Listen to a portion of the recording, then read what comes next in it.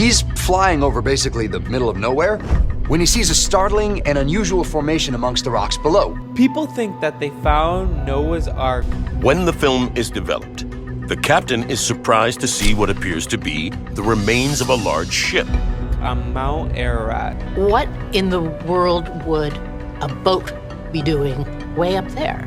He may just have stumbled onto the answer, some people think, of a great biblical mystery that has been out there for thousands of years. Pastor But David had someone on his show that talks about it, so let's get right into it. Make sure to watch till the end because I have a Bible verse that will tie all of this together. Let's get into it. So you're talking about the flooding. Let me ask the question about Noah's Ark.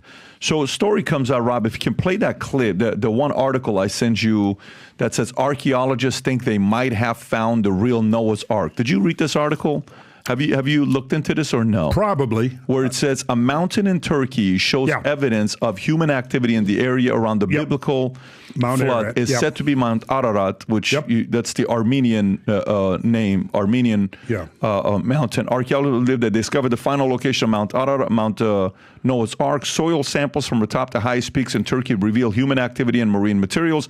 Dating of the rock and soil from the location match with biblical timing of Noah's Ark. Researchers from a trio of University of Turkey, United States, have spent roughly a year analyzing the rock and soil in the famous Duripanar Formation on Mount Ararat, the highest mountain in Turkey. They believe that the boat-shaped site may hold the ruins of the legendary Noah's Ark.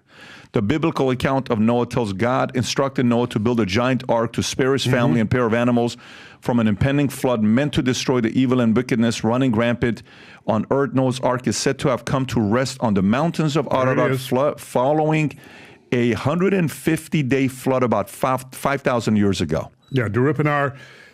Right, there it is. Yeah, I mean, you know, the thing is when you look into the biblical Hebrew for the description of the ark, it's usually the ark is built of gopher wood, which in the Hebrew is gimel pei resh, but it had an alternate meaning, gimel pei resh. You can look that up. I've done quite a bit of research on that, and it actually originally meant papyrus reeds. And the earliest known shipbuilding techniques were papyrus reeds, but it was furthered. They went, you know, the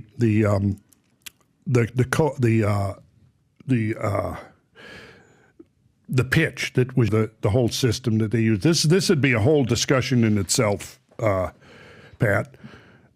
That would be very interesting to get into. Tell me about it. I want to know a little bit about it. I'm curious myself. I'm Armenian. I'm Assyrian. So so what are we looking at right there? Well, we're looking at it's about 430 feet long. Okay.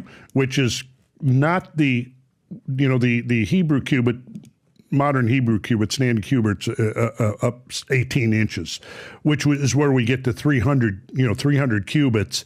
At 18 inches would be, 450 feet. This thing is a little bit longer than that, which suggests it was not using the modern Hebrew cubit, or that the Bible is not referring to the modern Hebrew cubit, but perhaps even the Egyptian cubit, which was longer. Egyptian cubit was, about 21.6264. Look up royal cubit. I think it'd be about 20.62 inches in length, royal cubit. So this thing is 300 cubits long. Yeah, there's your common cubit, 18. Yeah, royal cubit, 20.64. So that thing that we were just looking at works out to be about 300 cubits if we're using the royal cubit rather than the modern Hebrew cubit, which is a coincidence. And the controversy over that thing, it's been around for years. 30 or 40 years ago, David Fasold wrote a really interesting book, I think came out in the 70s or early 80s, on that site. And, it was a lot of controversy whether it was natural or something not natural. And so I haven't kept up with the research, but this may be, there he is right there. Now that's a drogue stone that he's standing next to. And you see a big stone like that? It's got that hole in it. So if you've got an anchor chain or a rope, it goes through that hole and you drag it behind the boat in order to keep the keel aligned parallel with the current. Because if the keel gets out, that's crazy. That's so cool. Something's a little fishy going on here. But imagine if this was from Noah's Ark. That would be so cool, so crazy. Let me know what your guys' thoughts are on this, but let's continue to watch. Get behind the boat, the boat, in order to keep the keel aligned parallel with the current. Because if the keel gets out of parallel with the current, then it's gonna swamp. I've done a lot of canoeing, and I knew, when you're on a fast-moving river, you want to keep your keel aligned with the current, because as soon as it turns, transverse to the current, you're going to flip. So the drogue stone is towed behind the ship, and that keeps the keel aligned. So there are these really big drogue stones that have been found. Now, what ships were they? I don't know, but I think David Fashold was speculating that some of the big ones may have even been associated with Ark-sized ships.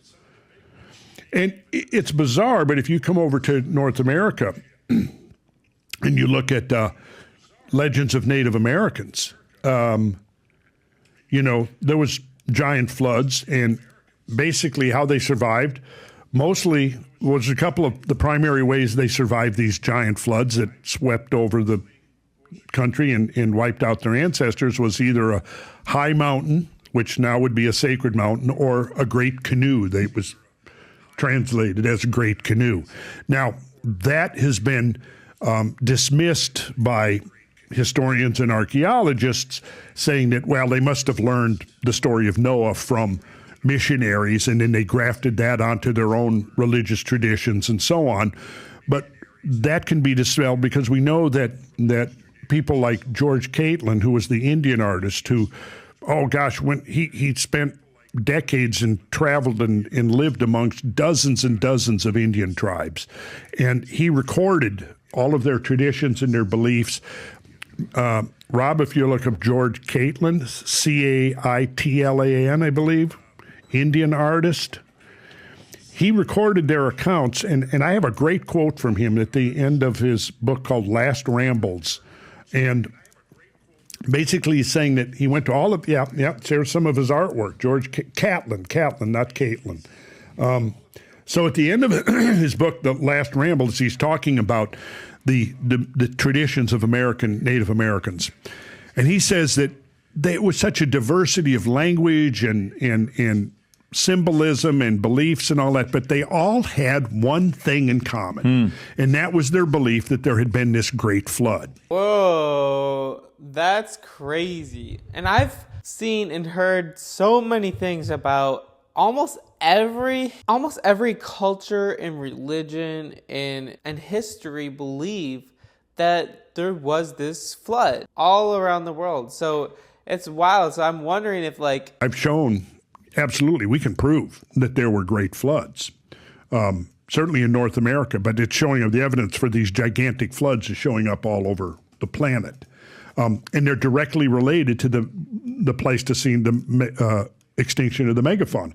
Because when you have a big flood, one of the things it does is it rips up part of the earth in one place and then dumps it somewhere else. You have erosion and you have deposition. Well, if an animal is caught in a flood and they're not completely ending up getting disarticulated, their remains will then wash down and be found in the flood deposits. Most of the remains, the fossilized remains of megafauna that we find, are in megaflood deposits, in gravel pits, peat bogs, permafrost. So it looks to me like there was two factors. And if the Younger Dryas impact hypothesis is true, which is appearing to be more and more so the case, it means you had simultaneous huge fires followed by huge floods. So what the fires didn't wipe out, the floods finished the job. There it is. The Younger Dryas was in a period in Earth's geological history that occurred circa 12,900 to 11,700 years before present. Wow. There you have it. So guys, if you're skeptics, if you're wondering why in the world could this be true, outside of like what you believe in, if you really think about this logically, there's a lot of evidence for things actually happening within the Bible. But anyway, now I have a Bible verse that will tie everything together. Genesis 8 verse 4 says, exactly 5 months from the time of the flood began, the boat came to rest on Mount of Ararat 2.5 months later, as the waters continued to go down and other mountain peaks became visible. That's crazy. Mount Ararat, and that's where they're thinking that they found some resemblance of the Noah's Ark. Wild stuff. So cool. Anyway, guys, let me know what you think. I encourage you to go to Jesus today. He loves you. He was longing to have a relationship with you, whenever that may be. Please, I'm trying to hit 10,000 subscribers by the end of the year, and I know we can do it with your help. So thank you for all your love and support, for everything. I love and appreciate you all. So anyway, guys, also you might like this video here. Peace.